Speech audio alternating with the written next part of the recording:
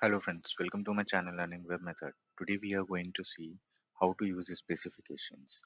So specifications is a freestanding element that defines a set of service inputs and output.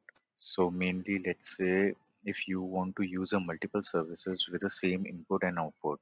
So what you can do, you can just create a single specification rather than manually specify individual input and output fields.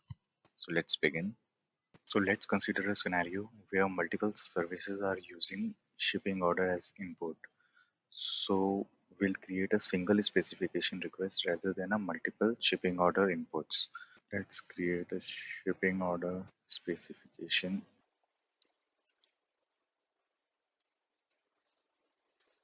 Now in input and output tags, let's drag ship order doc type and output as.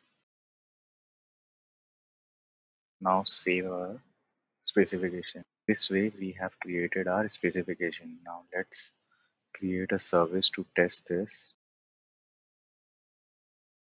Let's say we want to convert document into the XML string. So what we'll do, we'll simply take document to XML string, and here in input and output tab, we'll select our specification.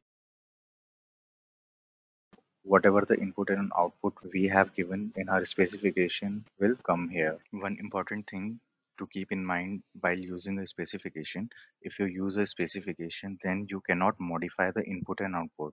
Let's say if you want to add some string, so you cannot do that. Now go to pipeline, and then we'll map ship order to document. Let's test our service. Here in output, we can see our desired output in a XML format. So this way we can use the specification where the input is same for the multiple services. So I hope you got the point. And if you have any comment and query, so please do let me know in a comment section. And if you like the video, then please do like, share and subscribe. Thank you.